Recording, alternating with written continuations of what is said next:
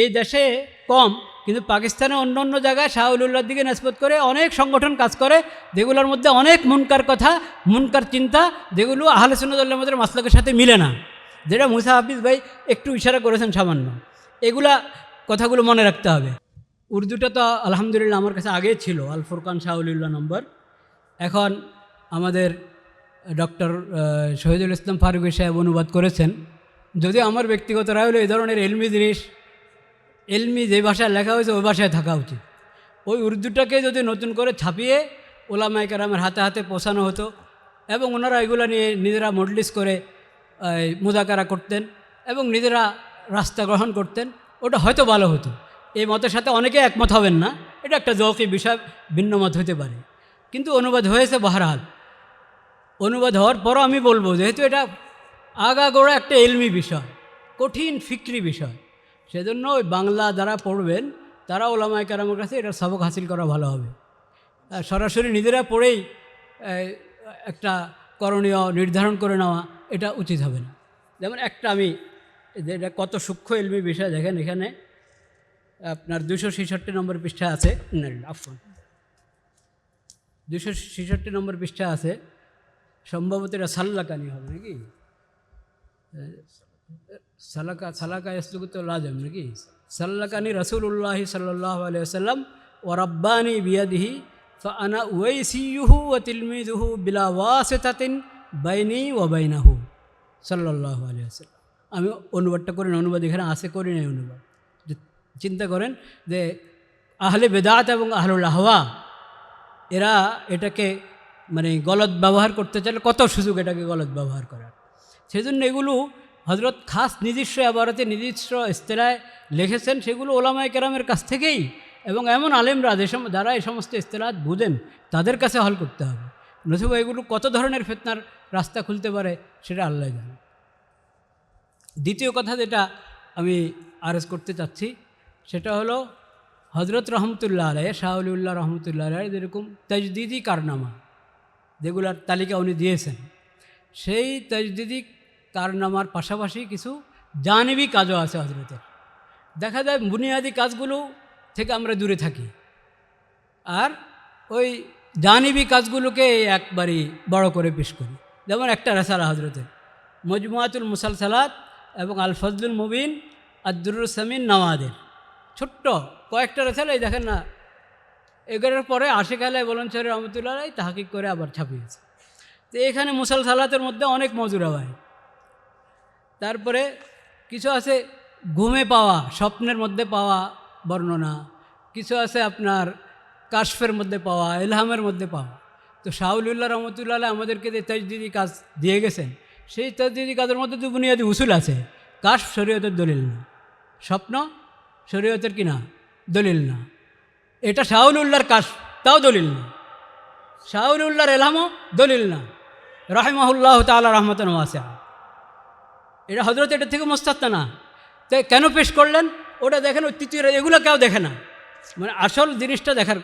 এখানে শেষ তৃতীয় রেসালার মধ্যে যেটাকে নামাজের নাম দিয়েছেন হযরত, ওখানে হযরত বলেছেন হাদিহি আহাদিসু নাদিরা মিন মুসনাদিল জিন ও মুসনাদিল খাদির আলাইহিস সালাম। এই খাদির রাদিয়াল্লাহু আলাইহিস সালাম এখানে লেখা আছে, রাদিয়াল্লাহু আনহু হওয়া দরকার।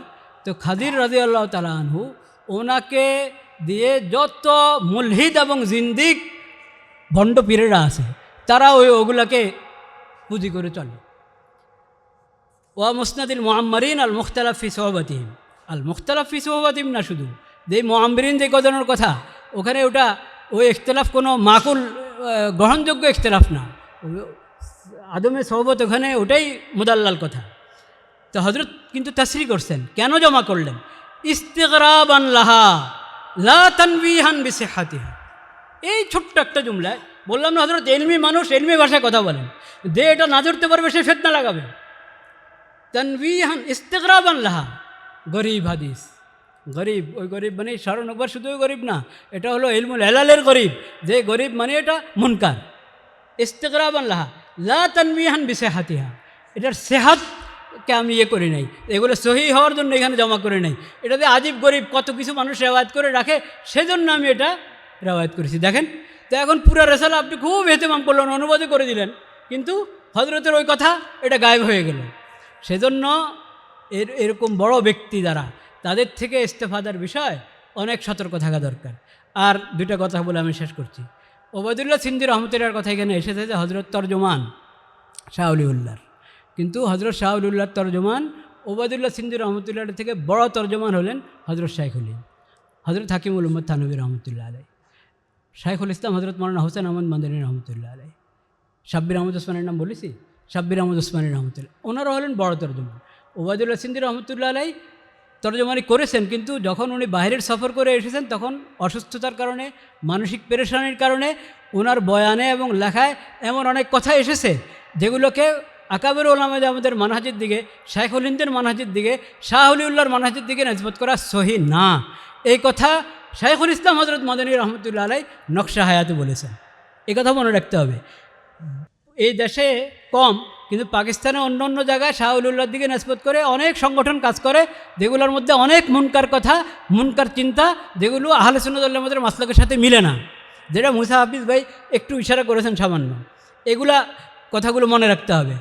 আর শেষ কথা যেটা বলছি, হজরতের ওসিয়ত আমার কাছে আছে, ওসিয়তের নুসখা ফার্সিটাও আছে, উর্দু তরজমা হয়েছে, ওটাও আছে। হজরত ওসিয়ত করেছেন একটা, ওসিয়তের আব্দি জয়ীফ, অনেক আহাম ওসিয়ত। ওই ওসিয়তের মধ্যে একটা কথা আছে যে ওসিয়ত আউ্বাল ওসিয়ত, এটা প্রথম ওসিয়ত, আউ্বাল ওসিয়ত ফকির চং জাদানাস ব কিতাব ও সুন্নত দর এতকাদ ও আমল ও পায়ওয়াস্তা ব তদবির हर दो मशगुल शुदान व हर रोज़ हिस्सा अद हर दो खानदान व अगर ताकत खानदान नदारत तर्जुमा व रक़े अद हर दो शनीदान उधर अकायद मजहब क़ुदमा अहले सुन्नत इख्तियार करदान वास तफसील व तफ्तीश आजा सलफ तफ्तीश न करदान एराज नमूदन और व तशकीकात खाम माकूलियाँ इल्तफ़ात न करदन उधर फ़ुरूर पैरवी उलमा मुहद्दिसीन के जामे बाशद मियाँ फ़िक़्ह व हदीस करदन व दाइमन तफरियत फ़िक़ियारा वर किताब व सुन्नत आरज़ नमूदन आँचे मुआफ़िक बाशद दर खैर कबूल आवर्दन व इल्ला कालाए बद बरे शेखावन दादन उम्मतरा हेच वक्त अद अर्ज़ मुज्तहदात वर किताब व सुन्नत इस्तिग़ना हासिल नयस्त। এই লম্বাদে নসিহত যারা ফার্সি জানেন বুঝে গেছেন, কিন্তু মূল খোলাসা হয়তো সবাই বুঝেছেন। হজরত বলছেন যে ফুরুয়াতে ফিকহিয়াকে সবসময় কিতাব ও সুন্নতের সাথে মুওয়াজানা করে করে চলা, এটা উলামায়ে কেরামের দায়িত্ব।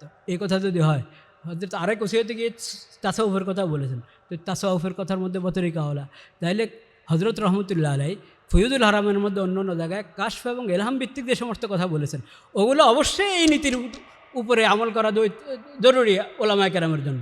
এই নীতি বাদ দিয়ে হজরত যেটা শেষ সময় ওসিয়ত করে গেছেন, ওটা বাদ দিয়ে হজরত কোথাও লিখেছেন, কোথাও বলেছেন, ওগুলো দিয়ে অন্য বেদাতিরা যেরকম দলিল দেয়, এখন দেওবন্দের আলেমরা যদি দলিল দেওয়া শুরু করে আর ওই বেদাতিদের বিরুদ্ধে কথা বলতে ভয় পায় যে এরকম কাছাকাছি কথা তো শাহ অলিউল্লাহ রহমতুল্লাহ বলেছেন, তাহলে এটা শাহ অলিউল্লাহ রহমতুল্লাহ তাজদীদের থেকে ইস্তেফাদা করা হলো না। এই কথা আমাদের সবাইকে মনে রাখতে হবে। ও আখিরু দাওয়ানা আলহামদুলিল্লাহ।